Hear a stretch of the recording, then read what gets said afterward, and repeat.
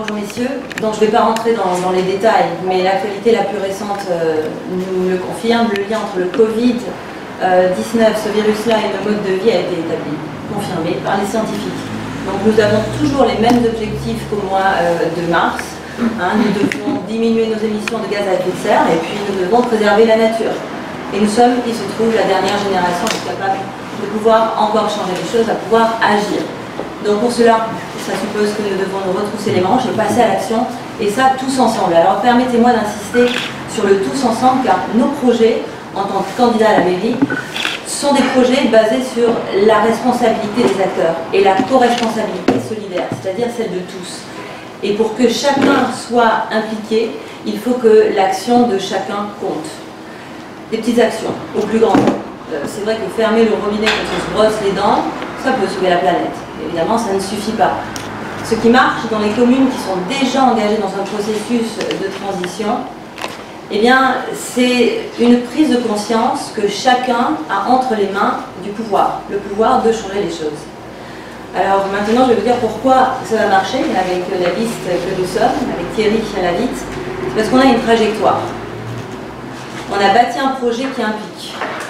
On a osé et on a décidé d'affronter un certain nombre de pensées uniques, d'idées reçues, afin de proposer un nouveau regard pour notre vie, le symbole. C'est pas facile de travailler avec les symboles. Et on a une vraie vision. Et enfin, on a choisi d'ancrer dans la transition par le concret, par le réel. Alors, cela va prendre du temps. Comme tout véritable projet d'avenir, il faut mettre en place une nouvelle organisation.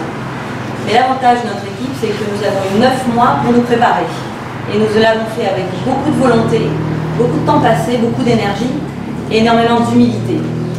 Alors nous allons créer des emplois, oui. La transition crée des emplois pour la transition et par la transition. Pour permettre à des gens isolés et déjà loin du travail de retrouver non seulement une activité rémunérée, mais surtout une activité qui a du sens. En fait, on va aussi aider les jeunes à rester au pays, car il y aura de l'avenir pour eux. Concrètement, 5-6 actions prioritaires ont été définies. Alors nous encouragerons dans un premier temps, et à terme j'espère généraliserons, l'éco-construction et la rénovation thermique. Les retombées économiques sont déjà importantes et génératrices d'emplois.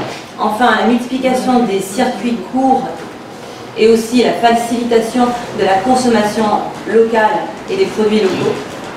Nous lancerons aussi une politique de production d'énergie durable. Favoriserons les déplacements à pied, en vélo, en repensant à l'aménagement de toutes nos voies de circulation. Nous avions déjà proposé au mois de janvier le dessin de la voie douce. Nous en ferons d'autres, ce n'est pas la dernière.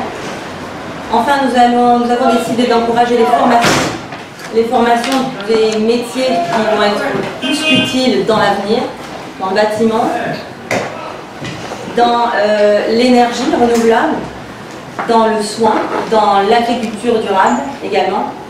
Et autre projet porteur que nous avons à cœur aussi de lancer, c'est se doter d'un Fab Lab, qui est un laboratoire de fabrication pour stimuler la créativité.